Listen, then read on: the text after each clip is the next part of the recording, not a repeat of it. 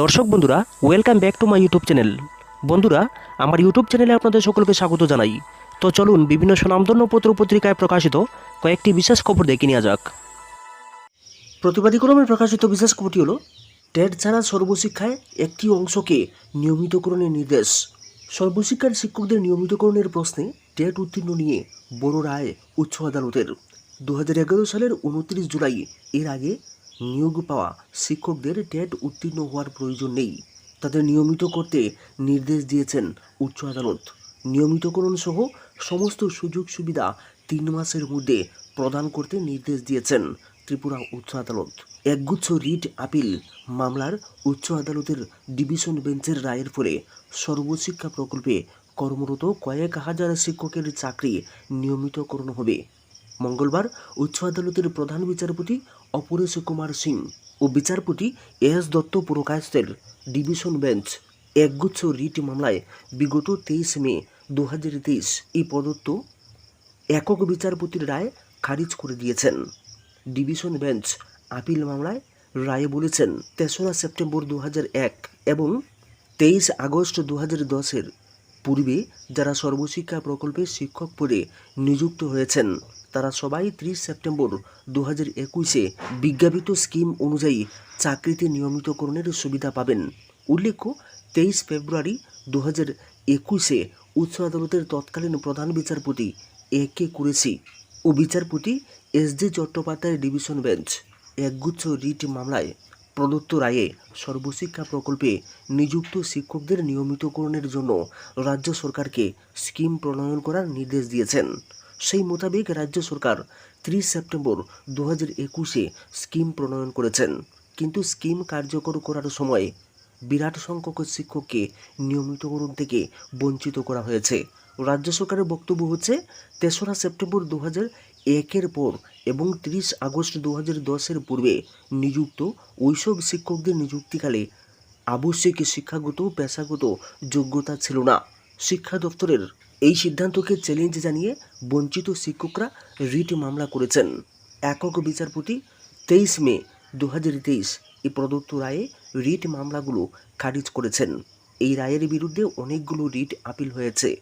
Writ আপিলগুলোর দীর্ঘ শুনানি গ্রহণ করেছেন উচ্চ আদালত। আজ ডিভিশন বেঞ্চ রিট আপিলগুলো মঞ্জুর করেছেন প্রদত্ত রায়ে। উচ্চ আদালতের রায়ের ফলে কয়েক হাজার শিক্ষক উপকৃত হবেন। বিরাট সংখ্যক শিক্ষককে নিয়মিতকরণ থেকে বঞ্চিত করার প্রচেষ্টা ভেঙে গিয়েছে বলে সর্বশিক্ষা প্রকল্পে কর্মরত শিক্ষকদের অভিমত। আপিল মামলাগুলোতে নিয়মিতকরণ বঞ্চিত শিক্ষকদের পক্ষে ছিলেন বরিষ্ঠ আইনজীবী কিরণ সুরি, বরিষ্ঠ আইনজীবী পুরুষোত্তম রায় বর্মন, শ্রমিক দেব, তাপস দত্ত মজুমদার, আইনজীবী দিবেন্দু সরকার, সমরজিৎ ভট্টাচার্য, কৌশিক নাথ, আইনজীবী শঙ্কর লুদ প্রমুখ। সরকার পক্ষে ছিলেন অ্যাডভোকেট জেনারেল S.S. দে প্রমুখ। সোজা সাপটা কোন পথে গন্ডাচড়া, আগুনে চলছে গন্ডাচড়া, প্রতিদিন আতঙ্কের রাত কাটাতে হচ্ছে গন্ডাচড়ার মানুষকে। রাজ্যের মাননীয় রাজ্যপাল, রাজ্যের মাননীয় মুখ্যমন্ত্রী কিংবা রাজ্যের 2জন নির্বাচিত সাংসদ এখন কোথায় রয়েছেন প্রশ্ন তুলছেন গন্ডাচড়ার বিপন্ন মানুষজন। শাসক দলের নেতা মন্ত্রীদের লোক দেখানো গন্ডাচড়া সফর শেষ হতে না হতেই গন্ডাচড়া বাজারে আগুন দেওয়া হলো। সন্ধ্যা নামতেই গন্ডাছড়ার একটা বড় অংশের মানুষকে বাড়িঘর ফেলে পাশের জঙ্গলে আশ্রয় নিতে হচ্ছে। প্রশ্ন হচ্ছে, কি তাদের অপরাধ? কেন নিজের জমিতে তাদের পরাধীন নাগরিকের মতো জীবন কাটাতে হচ্ছে? 15ই জুলাই শুধুমাত্র গন্ডাছড়ায় ডজন খানেক বিয়ে বাতিল করা হয়েছে। নেতা মন্ত্রীদের সামনে ওই সমস্ত কন্যাদায়গ্রস্ত পিতা মাতাদের কান্নায় সেখানকার আকাশ বাতাস ভারী হয়ে উঠেছিল। প্রশ্ন হচ্ছে, জোট সরকার গঠনের কি সুফল পাচ্ছেন রাজ্যের একটা বড় অংশের মানুষ, যার এক ইশারায় গোটা পরিস্থিতি স্বাভাবিক হয়ে যেত বলে মনে করা হচ্ছে? কোথায় তার সেই ভূমিকা? বরং ওই অংশের এক শ্রেণীর সাংবাদিক পরিচয়ধারী লোকের মদতে পরিস্থিতি আরও ভয়াবহ রূপ নিচ্ছে। গন্ডাচড়ার বৃহৎ অংশের মানুষ মনে করে যে তাদের এখানে যে সমস্ত ঘটনা ঘটছে তার পেছনে নিশ্চয়ই বড় বড় মাথার ইন্ধন এবং উস্কানি থাকতে পারে। কিন্তু রাজ্যের মাননীয় রাজ্যপাল, মাননীয় মুখ্যমন্ত্রী এবং নির্বাচিত 2 সাংসদ আজ কোথায় রয়েছেন? গন্ডাছড়া আজ আতঙ্কের শহরে পরিণত হয়েছে। এক শ্রেণীর মানুষের আর্থসামাজিক পরিস্থিতি নষ্ট করে দেওয়া হচ্ছে। অগ্নিসংযোগ, লুটপাট অব্যাহত রয়েছে। জানা গিয়েছে প্রচুর সরকারি সম্পত্তিও ইতিমধ্যে লুট হয়ে গিয়েছে। বিভিন্ন ঠিকাদার সংস্থার নির্মাণ সামগ্রী লুট করে নেওয়া হচ্ছে। গন্ডাছড়ার এক শ্রেণীর মানুষকে প্রতিটি রাতে জঙ্গলে আশ্রয় নিতে হচ্ছে। যদিও তারা এদেশের তথা এই রাজ্যের বৈধ নাগরিক। 2 দিন আগে এরাই লোকসভার ভোটে শাসক দলের প্রার্থীকে রেকর্ড ভোটে এগিয়ে দিয়েছিলেন, কিন্তু আজ তাদের বিপদে দেখা নেই ওই জয়ী প্রার্থীর। তেমনি রাজ্যপাল, মুখ্যমন্ত্রী ও সাংসদদের গন্ডাছড়ায় দেখতে না পেয়ে ক্ষোভ বাড়ছে মানুষের মনে। সংবিধানই হয়ে উঠেছে মোদিজির গলার কাটা। আফমো ইকবাল, প্রধানমন্ত্রী ঘোষণা করেছেন যে প্রতি বছর 25 জুন সংবিধান হত্যা দিবস হিসাবে পালন করা হবে। এই ঘোষণার পরিণাম যে কী হতে পারে অনুমান করা যায় অনুরূপ আরেকটি দিনের ঘোষণা থেকে। 1947-এর সেই দ্বিখণ্ডিত স্বাধীনতা অর্জনের পরেও প্রতি বছর 14ই আগস্ট দেশভাগ দিবস হিসেবে পালনের ঘোষণা করা হয়েছিল। সেই ঘোষণা কয়েকজন মনে রেখেছে? আজকের বাস্তবতা হচ্ছে সংবিধানই এখন মোদিজির গলার কাটা হয়ে দাঁড়িয়েছে। সংবিধান নিয়ে যত অধিক লাফালাফি হচ্ছে, যত ওভার রিয়াকশন দেখানো হচ্ছে, ততই তা সরকারের গলার শক্ত ফাঁস হয়ে বিঁধতে শুরু করেছে। কেননা সমাগত সময়ে সংবিধানের আওতায় চাকরির অধিকার, জাতিগত জনগণনা ইত্যাদির মতো প্রশ্নে সরকার কী পদক্ষেপ গ্রহণ করেছেন তার পরীক্ষা হবে সংবিধানের আলোকে। দেশের মানুষ, সংঘ পরিবার এবং মোদিজির উদ্দেশ্য অনুধাবন করতে হয়তো বিলম্ব করেছেন, কিন্তু ভুল করেননি। দেশের জনগণ আজ এই কথা ভালো করেই উপলব্ধি করতে পারছেন যে ক্ষমতাসীন দল এবং তার মাতৃ সংগঠন দেশের স্বাধীনতা, সৌভ্রাতৃত্ব, সামাজিক ন্যায় বিচার, অর্থনৈতিক, রাজনৈতিক অধিকার, সংবিধানে উল্লিখিত এইসব ধারার বিরুদ্ধে অবস্থান করছে।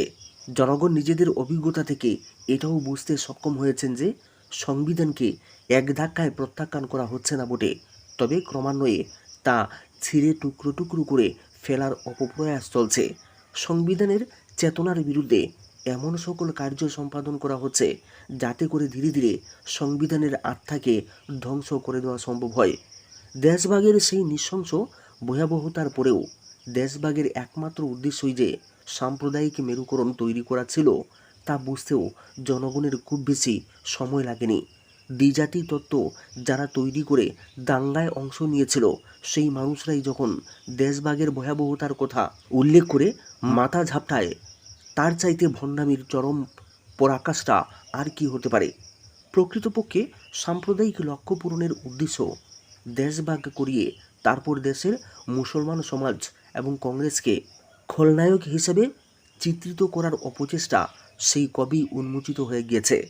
দেশের সাধারণ জনতার উপরে এর কোনো প্রভাব পড়েনি, তাই দেশের মানুষ এখন আর মনেও করে না যে দেশভাগ দিবস হিসেবে কখনো একটি দিবস ঘোষণা করা হয়েছিল। আজকের ঘোষিত সংবিধান হত্যা দিবসের তাৎপর্য হচ্ছে বর্তমান সরকারের আমলে যেভাবে ধীরে ধীরে স্লো পয়জনিং এর মাধ্যমে সংবিধানকে হত্যা করা হচ্ছে, এই অভিযানের উপর পর্দা ঢালার প্রয়াস মাত্র। গণতন্ত্রের মূল ভিত্তি যেসব সাংবিধানিক প্রতিষ্ঠানসমূহ রয়েছে সেইগুলিকে যেভাবে নিয়ন্ত্রণে নেওয়া হয়েছে, কার্যপালিকার মাধ্যমে সংস্থাগুলোর স্বায়ত্তশাসন ও স্বাধীনতাকে বিলুপ্ত করে দেওয়া হয়েছে, এখানেই শেষ নয়, বরং ক্ষমতার খেলায় সাংবিধানিক প্রতিষ্ঠানসমূহের অপব্যবহারও হচ্ছে নিরন্তরভাবে। একদার ঘোষিত জরুরি অবস্থার অতীত অভিজ্ঞতা থেকে শিক্ষা নিয়ে বর্তমান অঘোষিত ইমার্জেন্সিকালে সরকারের সঙ্গে ভিন্ন মত পোষণকারী বিরোধী দলীয় নেতাকর্মীদের পাইকারি হারে গ্রেফতার করা হচ্ছে না বটে, তবে ভিন্ন ভিন্ন সময়ে রাজনৈতিক প্রয়োজনে বেছে বেছে বিরোধী দলীয় নেতাদের গ্রেফতারের কাজটা সচেতনভাবে সম্পূর্ণ করা হয়ে চলেছে। বর্তমান সময়ের নবতম এক পদক্ষেপ হচ্ছে সুশীল সমাজের বিদ্রোহী কণ্ঠস্বরগুলোকে স্থবির করে রাখার লক্ষ্যে একই ধরনের নির্বাচনী গ্রেফতার করা হচ্ছে। ভিন্ন মতের কণ্ঠস্বর সমূহকে বেছে বেছে চুপ করে দেওয়া হচ্ছে। অবশ্য সংখ্যালঘুদের উপর ত্রিপুরা ইনফোতে প্রকাশিত একটি বিশেষ লেখা 10,323 বেআইনিভাবে চাকরিচ্যুতের বিরুদ্ধে স্নাতক শিক্ষকদের রিট পিটিশন এবং চাকরিতে পুনর্বহালের দাবিতে সুপ্রিম কোর্টে ভর্তি। দুর্ভাগ্যজনক 10,300 শিক্ষকদের দীর্ঘ সংগ্রামের মধ্যে প্রথমবারের মতো সুপ্রিম কোর্ট আজ 79 জন চাকরিচ্যুত স্নাতক শিক্ষকের দায়ের করা একটি রিট পিটিশন সিভিল ডায়েরি নং 10223 স্বীকার করেছেন, যাতে তারা ডিসেম্বর 2017 এবং 31 মার্চ 2020 থেকে চাকরি থেকে তাদের অবসানের দাবি করেছেন। অবৈধ এবং বকেয়া বেতন পরিশোধের পরে চাকরিতে পুনর্বহালের দাবি। বিচারপতি বিক্রম নাথ এবং প্রসন্ন বালাচন্দ্র ভারালের বেঞ্চে সুপ্রিম কোর্টের আইটেম নং 19 হিসাবে আদালত নং 7-এ আবেদনটি শুনানি করা হয়েছিল। বরিষ্ঠ আইনজীবী বিভা দত্ত, মাকিজা, বিরাজকান্ত মহাপাত্র, জুনিয়র তারিণী কামাখ্যা নায়ক এবং আদিত্য মিশ্র আবেদনটি করেছেন। প্রাথমিক শুনানির সময় অ্যাডভোকেটরা ব্যাখ্যা করেছিলেন যে কিভাবে তাদের ক্লায়েন্ট 79 জন স্নাতক শিক্ষককে অন্যান্য 10,300 শিক্ষকের সাথে 21 এবং 311(2) অনুচ্ছেদের অধীনে সংবিধানের অন্তর্ভুক্ত তাদের মৌলিক অধিকার লঙ্ঘন করে রাজ্য সরকার বেআইনিভাবে চাকরি থেকে বরখাস্ত করেছে। বিশিষ্ট বিচারপতি বিক্রম নাথ এবং প্রসন্ন বালাচন্দ্র ভারালের নেতৃত্বাধীন বেঞ্চ যুক্তির বৈধতা সম্পর্কে নিশ্চিত হয়েছেন এবং রিট আবেদনটি গ্রহণ করেছেন। বেঞ্চ রাজ্য সরকারকে কৌশলের মাধ্যমে হাজির হয়ে নোটিশের জবাব দেওয়ার জন্য নোটিশও জারি করেছেন। সুপ্রিম কোর্টের বেঞ্চ আবেদনকারীদের 1 সপ্তাহের মধ্যে প্রয়োজনীয় কোর্ট ফি জমা দেওয়ার নির্দেশ দিয়েছেন।